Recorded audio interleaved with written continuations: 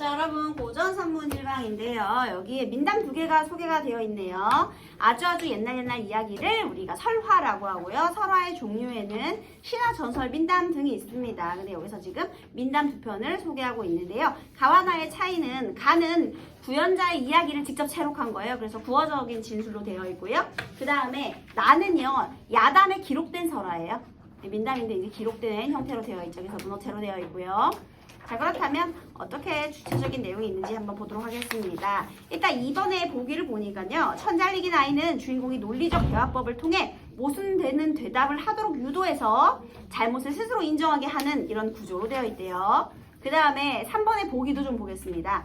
가는 가와 같은 민담에 등장하는 지혜로운 아이를 신화에 등장하는 영웅의 어린 시절의 모습과 비교해보자. 이렇게 되어 있네요. 아, 뭔가 지혜로운 아이가 등장해서 스스로 뭐 이렇게 권위 있는 사람들이 스스로 논리적 모순을 인정하게 하는 얘기가 나오겠구만 이라는 걸 우리가 알 수 있네요. 그래서 본문을 다 읽고 나서 신화 속 영웅들, 그러니까 신화 속 인물의 어린 시절과 비교를 해봐야 되겠구나, 이렇게 방향을 잡을 수 있겠습니다.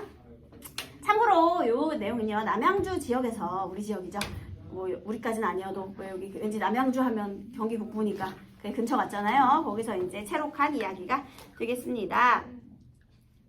117쪽. 자, 앞부분의 줄거리. 중국의 천자. 얘가 중국의 천자예요. 권위를 과시하기 위해서, 자, 얘가 처음에요, 권위를 과시할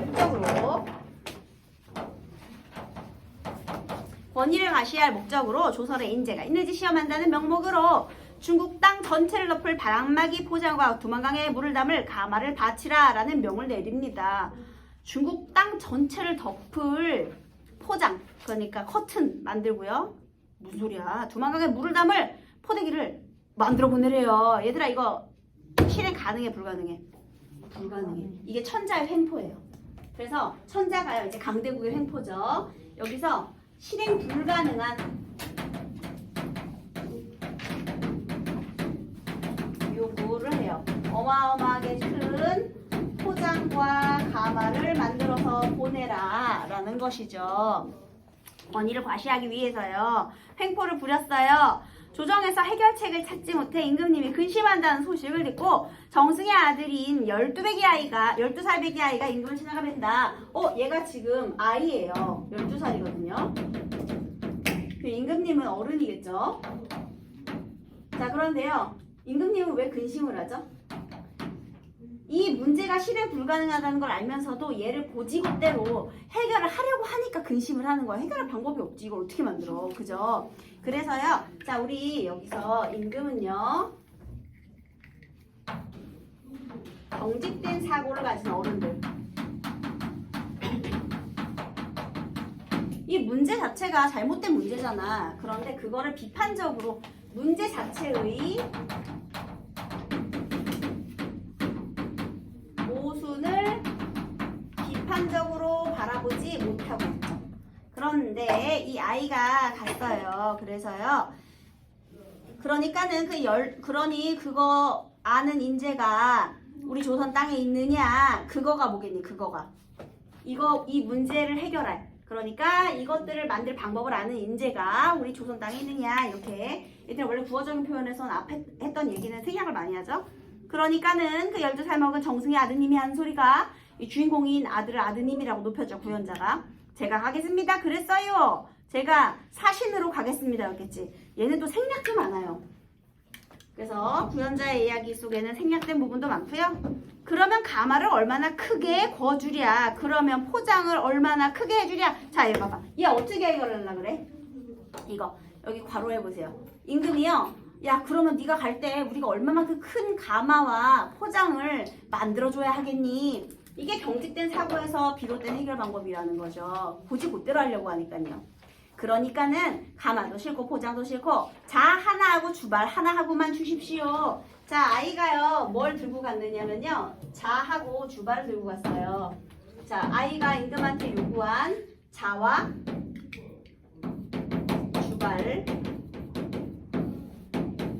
주발은 밥그릇이에요.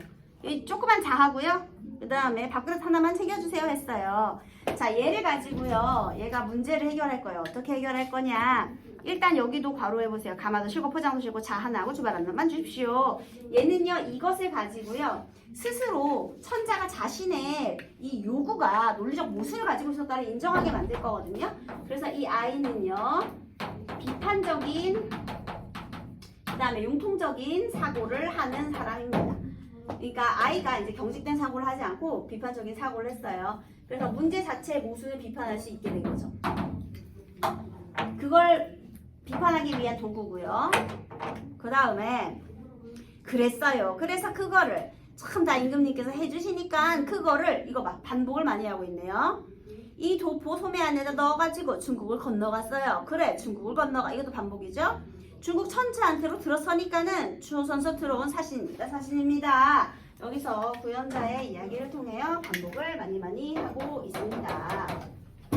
아이고 새로이니까요 구어적인 특징 반복을 많이 하고 있죠. 네, 그 다음에 하고 아래니 그러냐고 그러면 내가 첩서를 내린 거를 알고 왔느냐? 예, 알고 왔습니다. 그러면 뭐를 해가지고 왔느냐? 가마 거 가지고 왔느냐? 예, 포장도 해가지고 왔느냐? 예, 가지고 들어오너라 하니까는 이 도포 소매에서 자 하나하고 주발 하나하고 내놔줬어.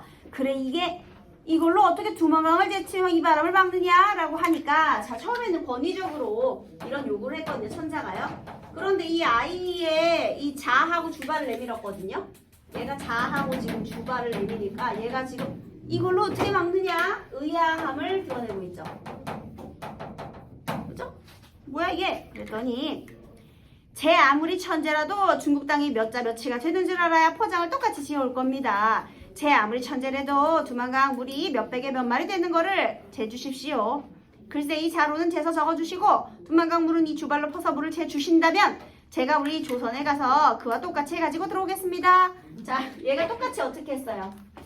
얘하고 지금 똑같은 실행 불가능한 요구 재달라. 똑같은 걸 제시한 거죠, 그죠? 야 이거 만들어줘. 그럼 크게부터 재줘. 이렇게 된 거예요. 자 그러면 와 천자가 무릎을 딱 치면서 조선도 인재가 있구나. 그리고 그때 벼슬을 내줬다는 거예요. 자 얘가 이 얘기를 듣고요. 와우 조선에도 인재가 있다는 걸 인정하고 그리고 벼슬 그러니까 지금 포상을 했다는 거죠. 그래서 이 아이에게 무엇을 내렸다? 벼슬을 주었다. 이렇게 높은 벼슬을 내렸다. 자 이런 내용으로 되어 있어요. 자 여기에서요. 여기 2번에 요 대화를요. 논리적인 대화법에 대해 설명을 좀 해놓았거든요. 얘를 한번 보도록 하겠습니다. 상대방이요. 자신의 지위나 나이를 이용해 상대방에게 비합리적인 주장이나 요구를 해요. 그게 바로 이거죠. 실행 불가능한 요구 조건 말하는 거. 여기가 A 되겠습니다. 그죠? 지금 여기 2번 문제 A가 되겠죠?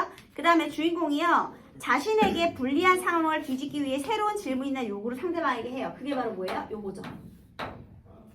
그래서 자로 재주십시오. 이거 한 거예요. 그죠? 그랬더니요. 상대방이 자신이 처음에 한 주장이나 요구와 논리적으로 모순되는 대답을 해야 되는데요. 자 여기서 대답했니? 그냥 바로 인정해버렸지. 그래서 지금 여기 C가 생략이 돼 있어요. 왜냐면 바로 인정했으니까.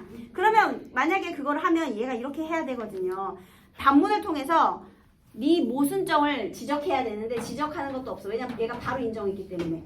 그러고 나서 자신의 주장이나 요구가 비합리적이었으면 인정한다. 그게 바로 요 부분 되겠습니다. 그죠?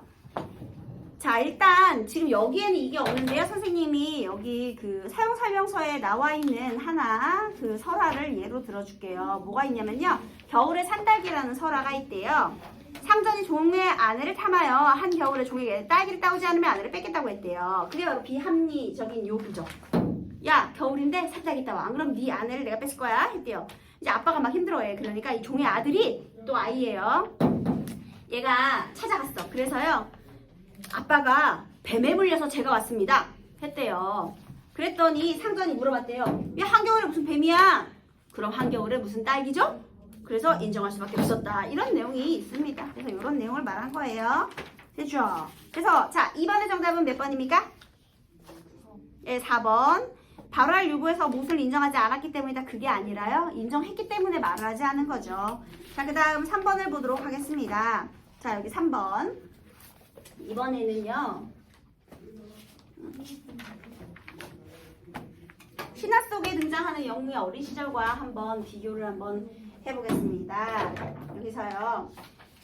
민담, 지혜로운 아이,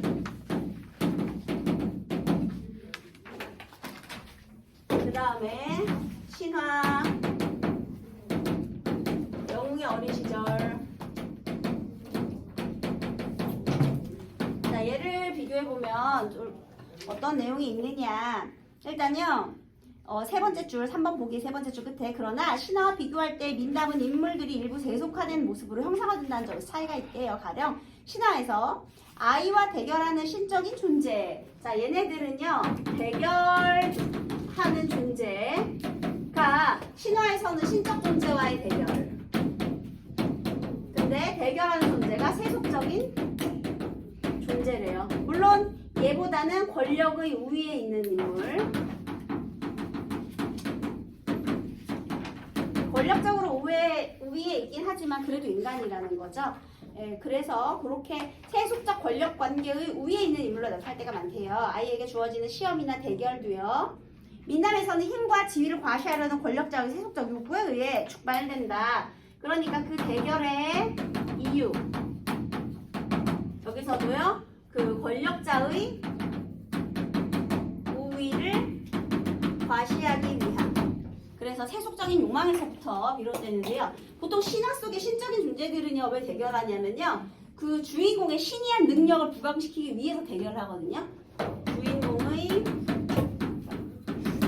신이한 능력을 강조하기 위해서 대결을 벌이는 경우가 많아요. 막 변신술을 쓴다든지. 네. 그 다음에요, 또, 아이의 능력도 신적 능력이 아니라 인간적 재능 정도로 나타난다. 자, 아이의 능력도요. 여기 민담에서는요. 인간적인 재능이 그치는데요. 아무리 우월해도 인간 존재죠. 여기는 이제 초월적인